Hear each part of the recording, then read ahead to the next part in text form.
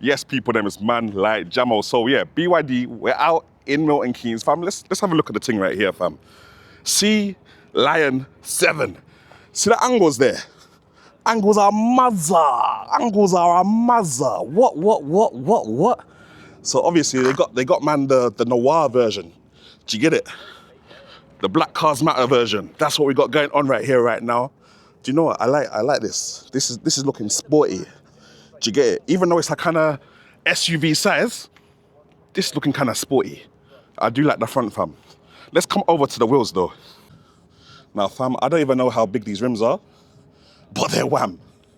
They're actually wham, fam. Michelin ting. It must be 20 inches or something, fam. I love that little disc brake in there, the red thing there. Wavy. But yeah, it's given like a bloated seal, fam. Not in a bad way either. Like a BYD seal, but thick. Do you get it? Now at the back. Yeah. I like this. Fam. This looks good. This actually looks good, fam. No. Yeah, as far as design-wise, guys, I'm not gonna lie, I'm not mad at it. I'll put which model and trim this is in the corner of the screen right here or something, but yeah, right now, yeah, this is looking kind of wavy still. Let's go check the boot real quick. Now, I'm not even gonna lie, I didn't know how to open the boot. I had to pause the video and re-unpause it, but basically, the button is just under here, innit? I think so. There we go. And that should pop open now, doing its thing. They got quite a lot of space in there. Look, we got all our camera gear in there at the moment, so you can't really deep it, but there's bare space in there, fam. Matter of fact, it's defo Jamo big. Look, pre this. If they wanted to kidnap me, this would be the car to do it in. Plenty of space to put me in. I'll be relaxing while being kidnapped. But just before we go look at the front, obviously you've got the power port here. I don't know why it's not opening. There we go. We got it open now. Guys can see inside there. You can obviously open this to get the super fast charging thing going on. You got the little thing there, little charging indicator. On the right hand side, on the driver's side here, I don't think we got one on the left hand side. No, we don't. We don't have one on the left hand side, but it's all good. It just means that we have to angle up the car to charge on the right. All right, now let me go pop the trunk. Do we pop the trunk from here? How do we pop the trunk on this? I don't even know how to pop the trunk. All right, we're running out of time and I can't figure out how to get into the trunk, but what we're gonna do right now is have a little inside test. See how, yeah. Okay. Yeah, this feels all right. This feels, do you know what? Just touching everything, that feels like a nice high quality. This is like a soft material here. This is also a soft material. Steering wheel feels nice. I like this center console bit, which I'm gonna go into with you guys in a second. This all feels pretty good. No, I like this, fam. But let's go in the back and see how that feels as well. Right, now, obviously, we got the back seat configured to how man sits, innit? And if I get in there, okay. Do you know what? It's not too bad. I feel like this seat is a bit too far forward. Can I move it backwards a bit?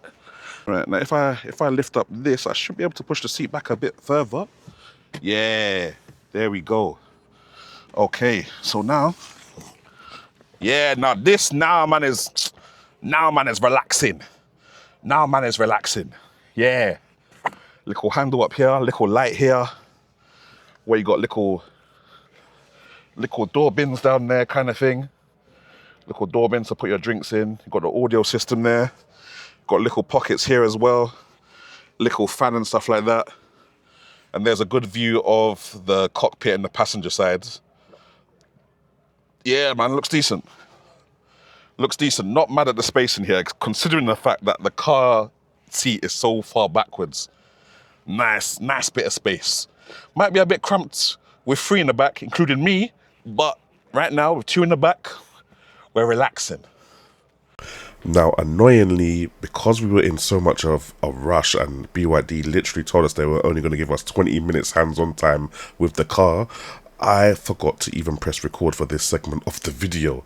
So I've missed the 0 to 60 launch for you guys. I've missed the little turn in the road, which had a wicked turning circle, definitely better than the Ioniq 5. And I've missed me actually talking to you guys, to the camera, about how the ride felt. But just to give you a quick little synopsis, fam, this thing felt really fun to drive, fam. That 0 to 60 in 4 seconds felt ridiculous. And that's not even just from standstill, fam. I'm talking even the 30 to 60 still felt like it had a lot of oomph. And you definitely need that if you're trying to overtake on the motorway, fam. I feel like the power underneath the hood here for this dual motor version, definitely wicked. Brakes felt responsive as well.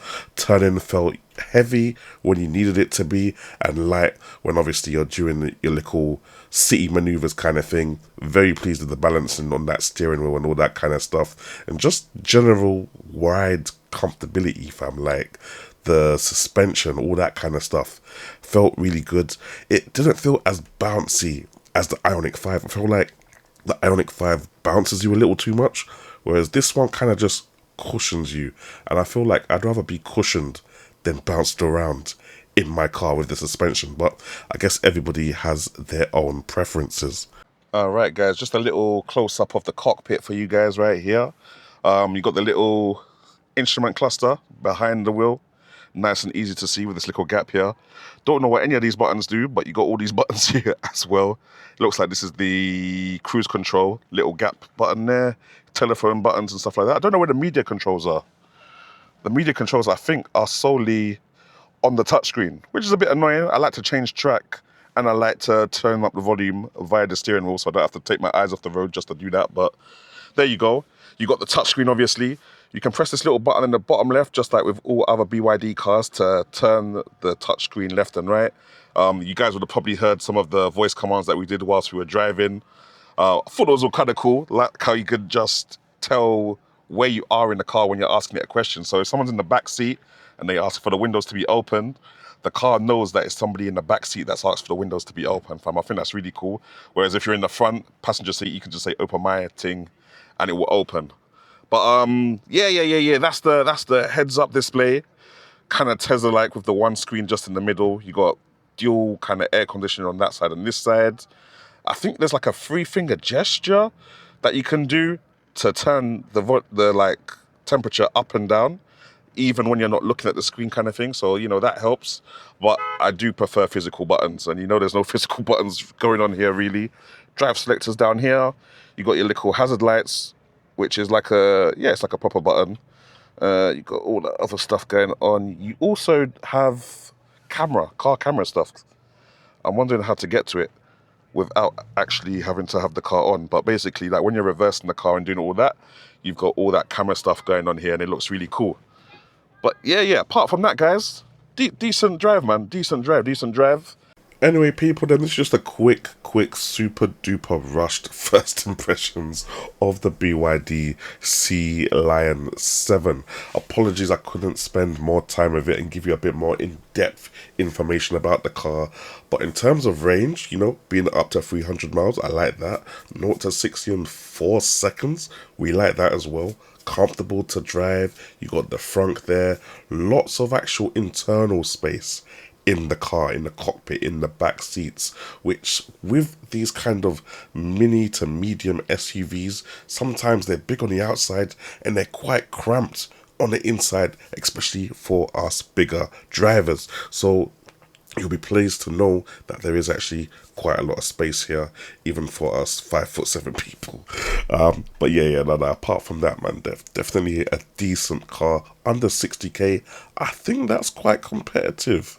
I would have loved to see under 40k, but with the tech that you're getting, the mandatory 360 cameras, the voice activation kind of stuff, sunroof and all that kind of stuff there as well, I definitely feel like you're getting some bang for your buck. But let me know what you guys think in the comment section below, and make sure you like and follow for more content like this.